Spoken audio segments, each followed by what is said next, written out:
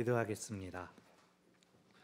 감사하신 하나님, 하나님께서 우리를 예배자로 오늘 불러주셨고 오늘 귀한 말씀을 주심을 우리가 받습니다. 하나님께서 이곳에서 저희를 주장하여 주시고 말씀의 영을 저희 가운데 허락하여 주시옵소서. 하나님의 선하시고 기뻐하시고 온전하신 뜻을 붙잡는 이 시간과 자리가 되게 하여 주시옵소서. 예수님의 이름으로 기도합니다. 아멘. 제가 잊을 수 없는 은사님 중에 한 분은 장로회 신학대학교의 전 총장이셨던 장영일 교수님입니다.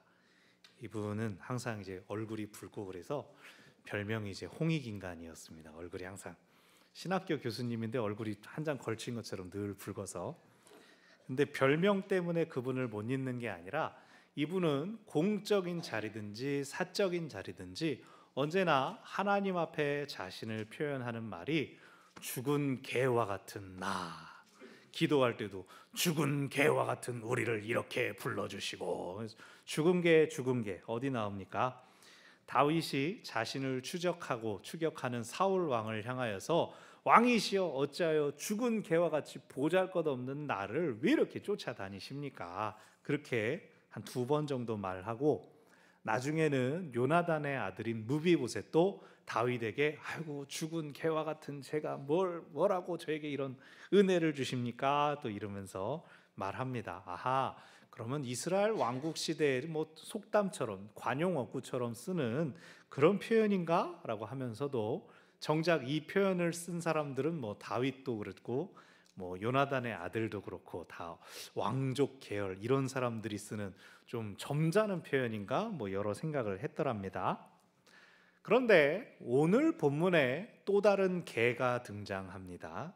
갈렙입니다. 갈렙. 고대 히브리어는 모음을 표기하지 않습니다. 그래서 이 사람들은 언어 유희에 굉장히 능했습니다. 같은 자음을 공유하는 단어들로 언어 유희를 썼는데 갈렙이라는 이름 자음만 놓고 쓰면은 개를 뜻하는 켈렙, 우리말로 아에 요거 하나 차이죠. 갈렙과 켈렙이 자음이 똑같이 나옵니다. 히브리인들에게 있어서 개는 이방인을 상징하는 동물이기도 합니다. 그래서 어느 학자들은 이 갈렙의 이름이 본명이 아니라 자신을 낮추는 어떤 겸손한 별명으로 여겨지기도 했습니다. 하지만 이름이나 별명보다 중요한 것은 그가 실제로 어떤 인물이었느냐는 거죠. 오늘 말씀을 통하여 그의 이름을 뛰어넘는 그의 믿음과 행적들을 살피고 오늘 우리에게 주시는 도전으로 결단하며 하나님 앞에 나아가시기를 바랍니다. 아멘.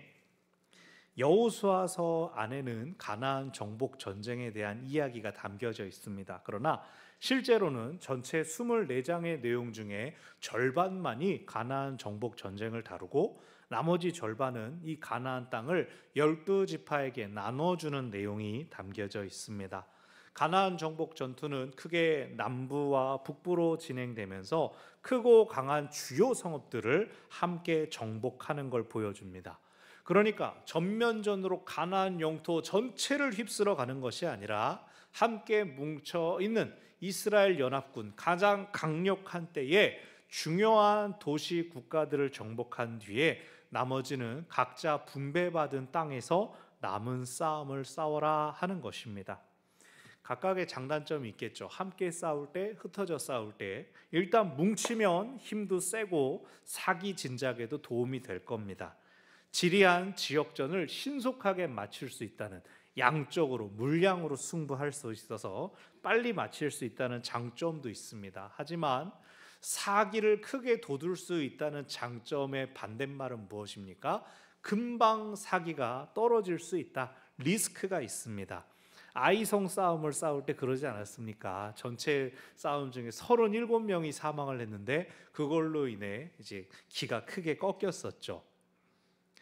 또 인원이 많다면 이제 전리품을 분배할 때 어려움도 있을 것입니다. 다만 이 부분은 대부분의 전쟁에서 헤렘, 진멸하여 드리는 헤렘을 실시했으니 아예 전리품이 남지 않아서 이 싸움은 없었겠죠. 무엇보다 전체 연합군들이 다 전쟁을 치르는 동안에 길갈에 남아있는 백성들, 어린이, 노인들, 여성들은 누가 지키고 있습니까? 이 가나안 원래 주민들이 자기 도시, 자기 성읍을 지키는 데만 급급했으니 망정이지, 도시 국가들 사이에 긴밀하게 연결하고 연합해가지고 저 길갈의 본대를 치자, 거긴 여자와 아이들밖에 없다, 그랬었으면 어쩔 뻔했습니까?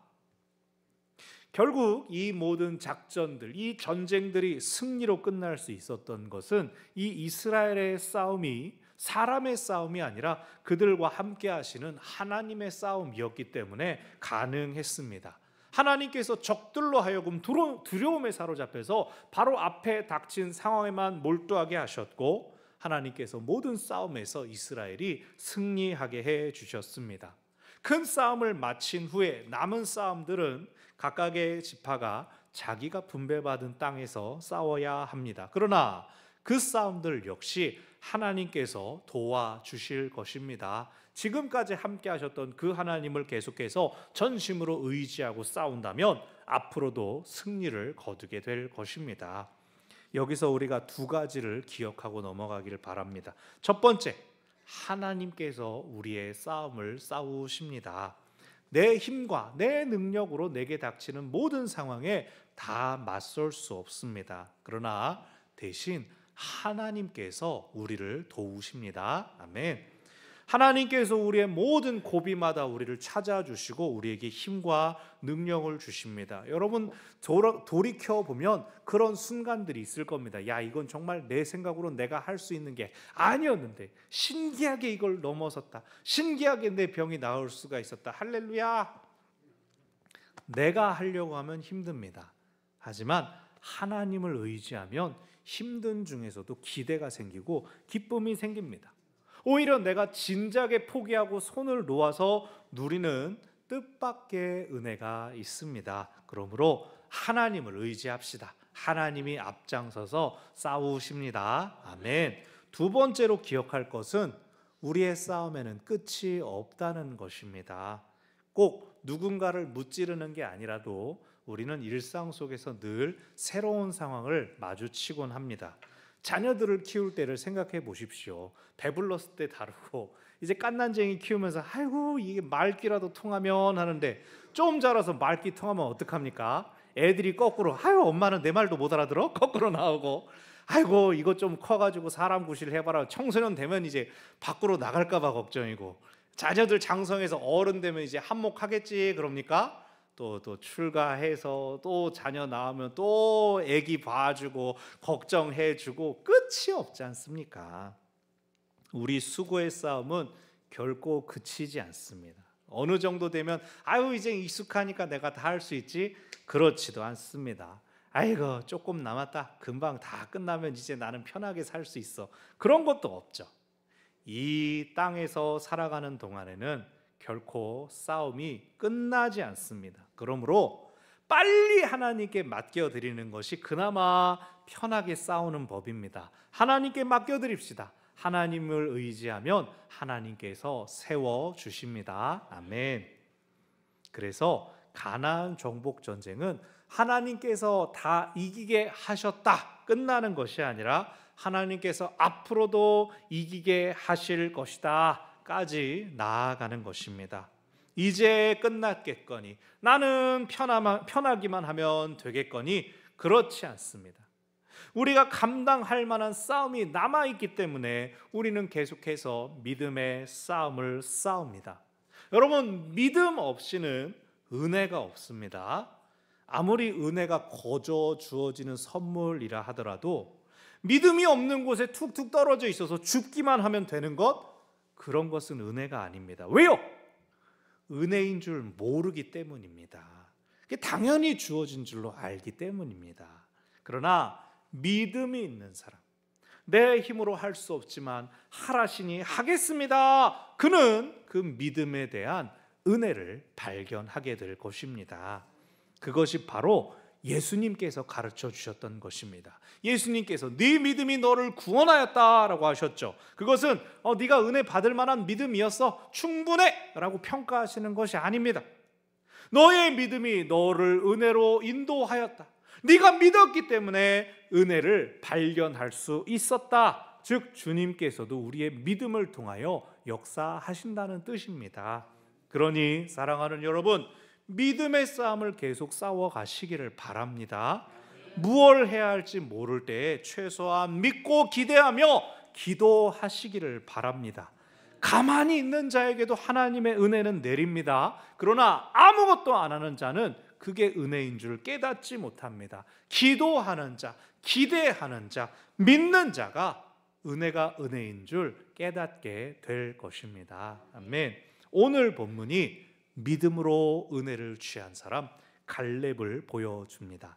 1절에서 가나안 땅을 기업으로 분배할 때 제사장 엘르아살, 여호수아, 이스라엘 지파 족장들이 나옵니다. 모든 싸움에 앞장서서 하나님의 뜻을 구하고 하나님의 명령을 실행한 건 여호수아였는데 여기선 제사장 엘르아살이 가장 앞서 언급됩니다. 무슨 뜻입니까? 땅을 나눠주시는 것은 하나님이시다. 성경에서 하나님의 뜻을 알기 위해서 제비뽑기가 자주 사용되었습니다. 근데 이 사람들은 그것을 운빨에 의한 것이 아니라 그곳에 함께 하시는 하나님의 뜻으로 받았습니다. 미신적인 방법을 의지하는 것이 아니라 철저히 하나님께 맡겨드린 삶의 태도를 보여주는 것이죠. 우리가 하나님을 의지하고 하나님께 맡겨드린다면 우리도 일상 속에서 우리에게 말씀하시는 하나님의 음성을 들을 줄 믿습니다. 아멘. 근데 이 제비뽑기를 막 하려고 할 때에 유다 지파와 갈렙이 여호수아에게 나옵니다.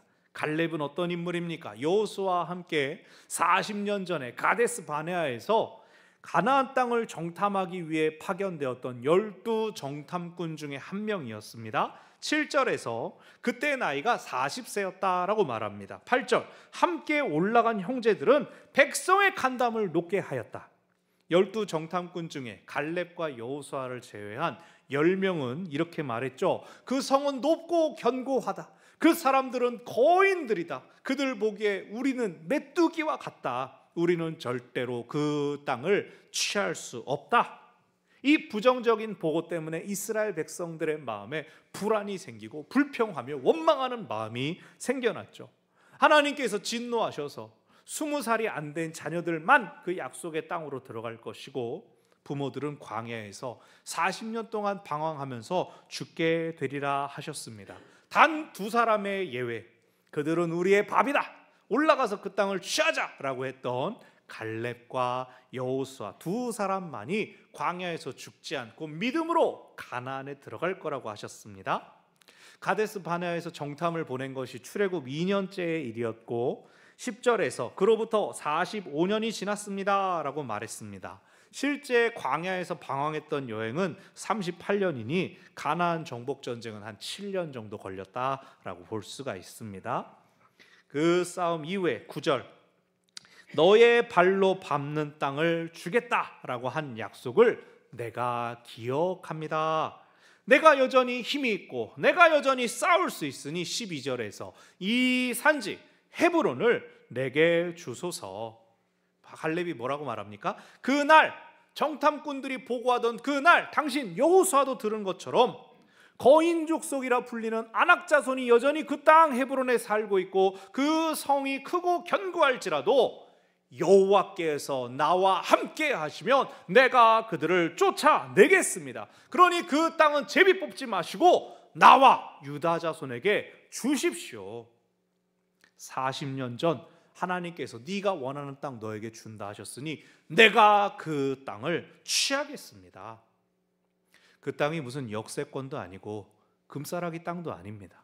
텅텅 비어 있어서 누구나 들어오세요 한 그 땅이 아닙니다.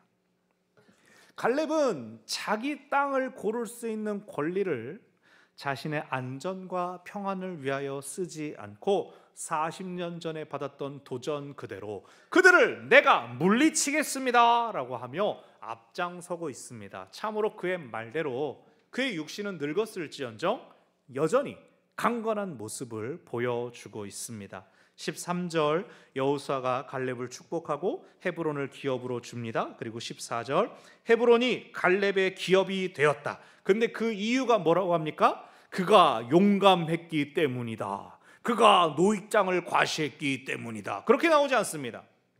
그가 이스라엘의 하나님 여호와를 온전히 쫓았기 때문이다 라고 나옵니다. 그는 40년 전이나 지금이나 여전히 하나님을 신뢰하며 따른다는 뜻이죠. 15절에서 이 단락이 어떻게 끝납니까? 이제 분배가 시작되면 각 지파가 자기가 받은 땅에 가서 싸움을 싸울 것입니다. 그러나 15절의 마지막 문장은 그 땅에 전쟁이 그쳤다라고 전합니다. 하나님을 온전히 쫓는 자들에게는 아직도 싸움이 남은 것이 아니라 하나님이 주시는 은혜를 받는 시간이 시작되는 것입니다. 그래서 갈렙의 이야기는 단순히 한 사람의 영웅적인 용기와 믿음을 드러내는 것이 아니라 이스라엘 온 백성이 어떤 사모함으로 자기 기업을 취해야 할지를 알려줍니다. 갈렙은 실제로 자신이 받은 기업을 차지하고자 나간 싸움에서 승리하는데 이 다음 장 여호수아서 15장과 사사기 1장에 자세한 내용이 나옵니다. 갈렙은 자신이 직접 헤브론을 정복한 다음에 인근 산악지대인 드빌까지도 정복하려고 할 때 자기만 또 싸움을 다 싸우는 게 아니라 자, 누가 나처럼 싸워서 저 드빌을 점령하겠느냐? 그에게 상을 주마! 다음 세대를 독려합니다. 그럴 때 이 갈렙의 조카인 온니엘이 갈렙의 뒤를 이어서 훌륭하게 드빌을 정복하고 이 온니엘이 사사를 위한 이스라엘을 위한 사사가 되기에 이릅니다. 믿음의 사람이 또 다음 믿음의 사람을 일으키고 더 나아가 민족을 구원하는 데 이르는 것입니다. 갈렙을 소개할 때 앞에 붙는 표현이 있습니다. 그니스 사람 혹은 그나스 사람이라는 표현이 있습니다. 이 그니스 사람 갈렙이라는 뜻은 그가 원래부터 이스라엘 민족이 아니었다는 뜻입니다. 그니스 사람이라고 하면 지리적이나 인종적으로는 겐 족속과 가까운데 미디안의 일족인, 근데 창세기 36장으로 올라가면 이 그니스 사람을 에돔 족속 중 하나다라고 소개합니다. 처음에 말씀드렸던 것처럼 갈렙이라고 하면 히브리인들은 켈렙 하면서 언어 유희로 개를 떠올립니다. 부정한 동물, 이방인을 상징하는 개. 그러나 또 다른 의미로 개는 무엇의 상징입니까? 우리나라에서도 가장 많이 쓰는 개의 충성심을 높이 사지 않습니까? 고대 근동 지방에서는 충성스러운 신하를 개에 비유하기도 했습니다. 그래서 갈렙은 이방인이었지만 하나님께 충성한 사람이었습니다. 그렇기 때문에 출애굽 때, 이미 출애굽 때에 한 지파를 대표하는 정탐꾼의 임무까지 맡을 수 있었던 것이죠. 갈렙이라는 이름은 또 다른 언어 유희가 가능한데 콜렙, 온 마음이라는 뜻입니다. 그가 온 마음으로 하나님을 쫓았음을 떠올리게 되죠. 그의 나이가 이미 85세였어도 말입니다. 우리가 살고 있는 이 혼란스러운 세상 속에서 사람들의 모습은 어떻습니까? 나의 반대자들, 내 적대자들이 힘을 잃으면 그 자리의 유익을 우리가 취할 수 있을 것이다 라고 하는 탐욕, 또 혹은 전에는 같은 편이었지만 내게 해가 된다면 그를 버릴 것이다 라고 하는 배신, 탐욕과 배신, 이 두 가지가 두드러지게 나타나고 있습니다. 많은 사람들을 바른 가치, 옳은 가치로 감화시키고 설득하고 대화로 풀어가는 것이 아니라 각종 음모와 가짜 뉴스를 퍼뜨리고 희생자와 순교자를 찾으며 자기 이익을 추구하는 협잡꾼들이 판을 치고 있습니다. 어느 곳에서도 편하게 마음을 기대고 의지할 만한 신실한 사람의 본이 나오지 않습니다. 어른이 없다, 스승이 없다 그러지 않습니까? 그것도 그러니까 내가 어른이 돼야지, 내가 스승다워야지 라고 하는 것이 아니라 꼭 누굴 찾고만 앉아 있습니다. 팍스 로마나라고 부르는 로마의 전성기는 동시에 쾌락과 술수로 절여진 암흑기였습니다. 사람들은 그 문화에 깊이 잠겨서 허송세월을 보내면서도 무언가 구원을 찾고 기다렸습니다. 그때 빛을 발한 것이 교회였습니다.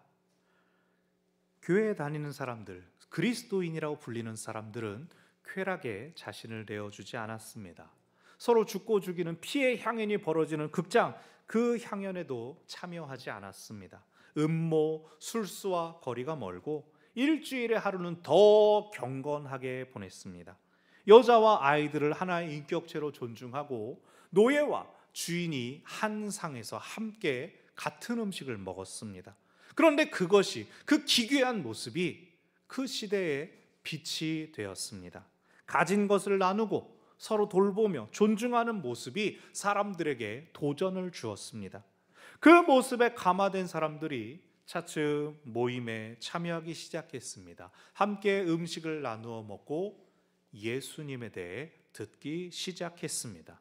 그러면서 그 자리에 함께했던 사람들이 자기 삶을 되돌아보며 무절제한 모습, 쾌락에 빠졌던 모습들을 바꾸기 시작했습니다.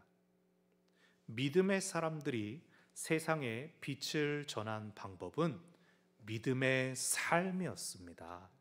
믿음의 사람들이 세상에 빛을 전하기 위해 자기의 빛을 줄이고 가린 것이 아니라 오히려 그들의 방식을 드러내어서 보여주고 알려주어서 세상을 초대했습니다. 그랬을 때 어둠이 물러갔습니다. 빛이 세상의 빛이었습니다. 세상이 그들을 핍박하는 중에도 믿음의 사람들은 그 모습을 버리지 않고 지켜갔습니다.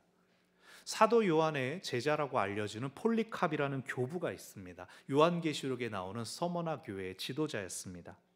폴리캅이 예수를 믿었다는 죄로 붙잡혔을 때 나이가 86세였습니다. 오늘 갈렙과 비슷한 나이에 붙잡혀서 경기장에 세워졌을 때 집정관이 그를 회유합니다. 아유 어르신, 나이를 생각하십시오. 이 나이에 욕 봐서 되겠습니까? 그냥 황제를 숭배한다고, 예수를 저주한다고 그 말만 하십시오. 말만. 그냥 땅에 뭐 떨어진 거 줍는 척 이렇게 한 번만 하십시오. 제발. 근데 폴리캅이 대답했습니다. 내가 86년 동안 주님을 섬겼지만 그분은 내게 한 번도 해를 끼친 적이 없습니다. 그런데 내가 어떻게 나의 왕이시오, 나의 구주이신 그분을 욕하겠습니까? 나는 그러지 않겠습니다. 어르신 자꾸 이렇게 버티시면 우리가 절차대로 할 수밖에 없어요. 맹수를 풀어가지고 당신을 갈갈이 찢게 만들 수밖에 없어요. 아, 그렇게 하시오. 빨리 그렇게 하시오. 아유, 어르신 안 놀라시네. 그러면 우리가 어르신한테 불을 질러가지고 당신을 다 불태울 수도 있습니다. 그랬더니 폴리캅이 또 대답하기를, 당신들이 내게 붙인 불은 1시간이면 꺼지겠죠. 그러나 영원히 꺼지지 않는 불이 경건치 못한 자들을 위해 준비되어 있습니다. 빨리 당신의 일을 행하십시오. 전승에 의하면 이 폴리캅이 화형에 처해질 때 까맣게 고통스럽게 불에 타들어간 것이 아니라 마치 빵이 구워지는 것처럼, 금이나 은이 연단되는 것처럼 막 향이 나고 막 아름다운 풍경이 펼쳐졌다고 합니다. 그걸 보고 아니 지금 본보기를 보이려고 불을 붙여놨는데 이게, 그래서 칼로 그 폴리캅의 몸을 찔러서 고통스럽게 죽이려고 했더니 피가 흘러나와서 장작을 적셔 불을 꺼트려 버렸답니다. 결국 이 대적자들은 시체를 다시 불태우는 방식으로 화형을 마무리했습니다. 하지만 그 경기장 안의 사람들은 믿음의 사람이 죽으며 받은 은혜를 똑똑히 목도했습니다. 사랑하는 여러분, 갈렙의 이야기가 주는 도전, 그리고 방금 폴리캅의 이야기가 주는 도전은 늙어도 여전히 힘있고 강건하다, 담대하다, 노익장에 관한 것이 아닙니다. 아무리 시간이 흐르고 시대가 변해도 세상이 달라져도 언제나 신실하신 하나님을 바라고 의지하는 믿음에 대한 것입니다. 점점 개인주의적이 되는 이 세상 속에서 교회는 설 곳을 잃고 너네들끼리 모여라 라고 강요당합니다. 그러나 그럴수록 우리는 더욱 믿는 사람, 교회 다니는 사람 티를 내야 합니다. 그것은 세상과 같은 모습에서 티가 나지 않습니다. 세상과 다르게 살 때, 구별될 때 드러나게 됩니다. 세상에서는 손해보지 않으려고 합니다. 자기 것 조금이라도 더 끌어모으려고 합니다. 세상의 결과가 좋다면 거짓이나 술수도 마다하지 않습니다. 그것을 지혜라고 칭송합니다. 하지만 우리는 달라야 합니다. 우리가 세상과 다를 때 우리가 믿는 하나님이 드러납니다. 세상이 아무리 약해져도 우리는 선을 붙들고 지킵시다. 미워하고 원망할 때 우리는 더욱 사랑하기를 힘씁시다. 믿을 수 없는 이 세상에서 우리는 기꺼이 내어주고 믿을 만한 사람들이 됩시다. 손해를 보더라도 더 나눠주고 베풀기를 힘씁시다. 이 세상에 우리가 선을 채운다면 그만큼 악이 쫓겨 나갈 것입니다. 선한 본을 보이면 따라하고 흉내내고 함께하는 사람들이 모이게 될 것입니다. 그리하여 이 땅에 다시 그리스도의 향기가 우리를 통하여 넘쳐나도록 사랑으로서 믿음으로써 이 산지를 취하는 우리 모두가 되기를 바랍니다. 아멘. 말씀을 정리합니다.